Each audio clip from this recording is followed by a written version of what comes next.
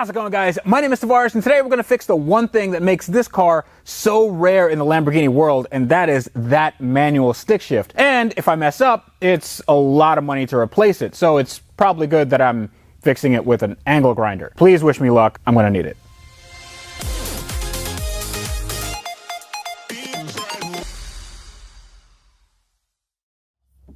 Every time I get into this car, it never gets easier.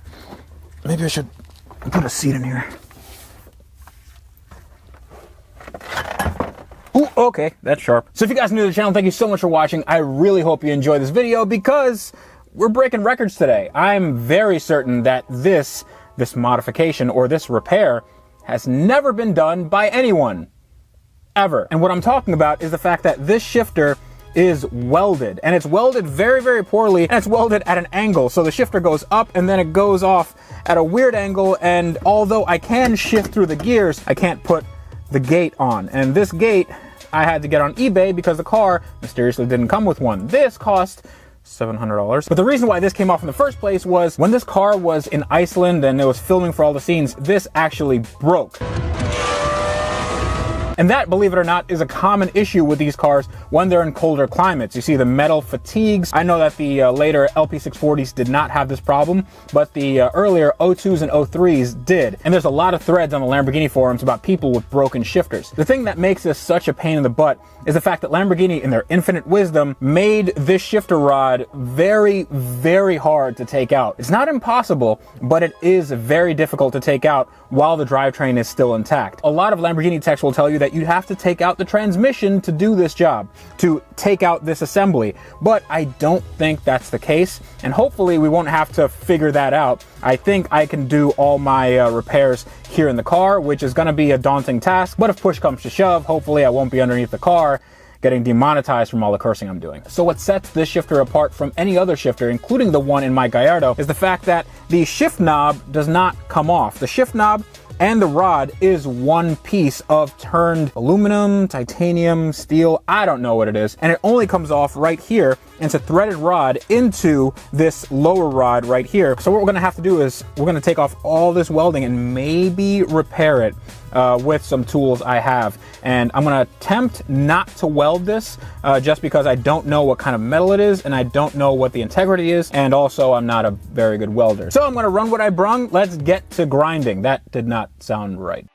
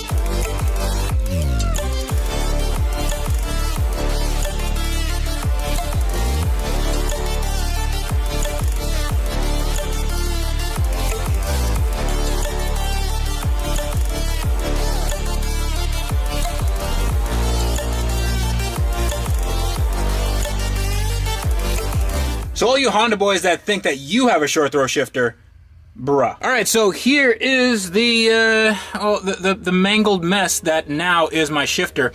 And as you can see, they did a lot of hackery. So this is all weld that I still need to take off with a grinder. If we move it back a little bit, I need to figure out if I'm going to be tapping this, maybe just shortening it and tapping it to just screw on the shifter, or maybe welding something on, but my welding skills are not that good, so I'm not sure what I'm going to do there. But let me show you what the shifter looks like. Ta-da! Take a look at that. This is a shifter for a Lamborghini Murcielago, and it is made out of one piece of looks like steel, or it's coated in something, so I'm not sure what it is. And also I nicked it right here, so that can be on the other side of the shifter. This was pretty easy to take off. As you can see, I actually ground this down a little bit on my grinding wheel, and if you take a look inside, there are threads, and these are threads that aren't too exotic. They're M8 by 125, and it's something that I could probably thread a bolt through if I need to weld something on to there. So this is actually in pretty good shape, and I don't have to do anything to this, but the majority of the work, actually all of the work, is going to be to that. Now let me show you another issue with this. So there's a little piece that goes on here, this guy that goes on there, and then this guy goes on here. So as you can see, we need to really make this clean, and if I go too far down, it's not going to be able to shift into the gears, especially reverse, because it has to go all the way across and then up. So I have to be as close to stock as humanly possible, but thankfully I have a friend. You guys know him. He's Tony, the Welding Jedi. Hey there. How you doing, dude? Haven't seen you in a while. Very happy to be here. Yeah, awesome. What do you think about the car? It's going to be amazing. Work in progress. See, I like that you have that kind of confidence, because I certainly don't. Tony's here because I think I'm gonna weld this, and when I say I'm gonna weld it, I mean he's gonna weld it. And I mean, you could teach me how to weld it, but I think this is kind of a big thing that I don't want to screw up. And you know, I can be behind the camera and I can show them some nice slow motion shots of you doing some TIG stuff. Yeah, a little bit. Yeah. I'll you one day. Definitely. So what we're gonna do is I still have to grind this flat, and then I'm gonna show you what we're gonna do to weld on a new piece to make sure that it never, ever, ever breaks again. All right, take a look at that. I cut a little bit more off and I ground it down just to make sure that everything is flat. Now, what I have to do is, let me show you right here. Here is the shift knob, and as I mentioned before, it's threaded inside. Now this is the stock piece that came off, and it's pretty small, and you can tell where it failed right here. So this basically acts as a bolt, and it just wasn't strong enough. So what I did is I got this bolt. This is actually from my Ferrari, so Ferrari parts are helping to fix this Lamborghini. So this is a M8 by 125 bolt, and I just cut it down. This threads in almost all the way, but it stops, and you can see that there's actually one or two threads that I need to cut down some more. But I left a little bit here just so it's gonna go into the gate. Now let's assemble this and see if this is the length that we need. So this is a little bit crudely put together, but you can see what I mean. So this is as far to the side and as far up as it's gonna go. And I'm not seeing a lot of room that we can just weld on some threads. So we're gonna have to actually put in a little bit of that, the bolt shaft. That's gonna look okay, but I want this to be as flush as possible to make sure that we don't see any of the bolt if we can spare it. We're gonna have to mess around with sizing, but I think this is totally doable, especially because there's a really good surface to weld to, both on the bolt and on the rod. All right, fingers crossed. Let's get this done.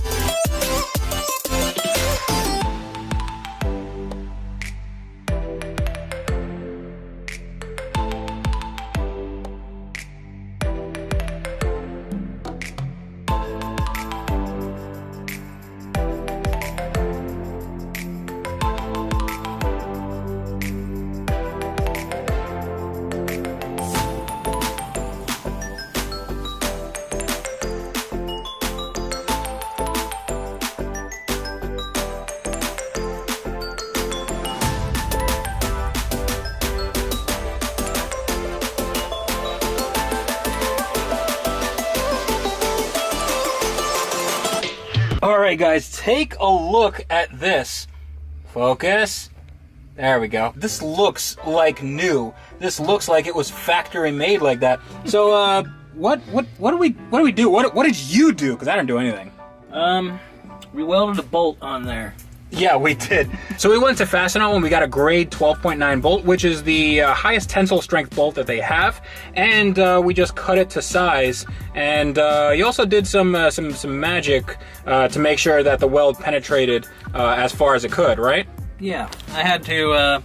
We cut the bolt off, ground it down to a point.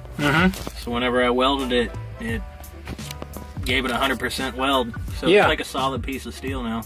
Awesome. So yeah, basically we made like a little V right there. So you didn't really need to weld it all that much. You just needed to put like, you know, 4 or 5 tacks in there, right? Yeah, they're deep tacks though. They go on both sides, and it looks really good. So there's a little bit of discoloration here. So how can we get that out?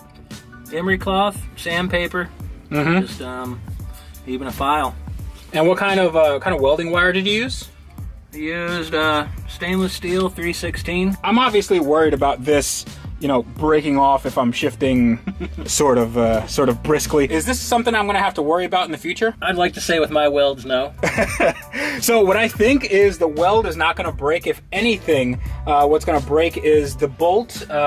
What's gonna break is, you know, right up here. But I don't think so, because that's where, I mean, this bolt is really tough and really strong. So this should last a very, very long time. And so we can see what it all looks like, let's kind of put it together. So this goes right here. So the way we got this all straight is we put the shifter on while it was still tacked up, and then we just kind of put it, we just kind of gave it a few whacks to one side or another. So let's put the all-important piece on. Ooh, look at that. And the piece de resistance. Yeah. Now I can take it on and off. Dude, that looks fantastic. Are you proud of yourself? Yeah. You should be, dude. This is amazing, and it feels really, really good. I can't wait to bolt this down, and I can't wait to actually drive this on the road.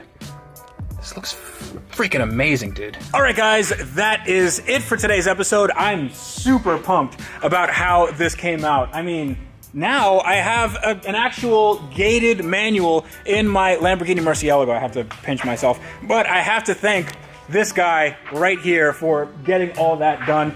He's the real MVP. Tony the Welding Jedi. And where can they follow you? Just on, I guess, Facebook? I'm on Facebook. Yeah. Tony doesn't do social media, but I think he should. Write in the comments if you think Tony should do social media and get out there more. I really think he should. I got some ideas. Yeah, he has some ideas. But until next time, this is me reminding you guys that on cars like this that are this much closer to their first test drive, and hopefully that is going to be a good one, you guys need to wrench every day.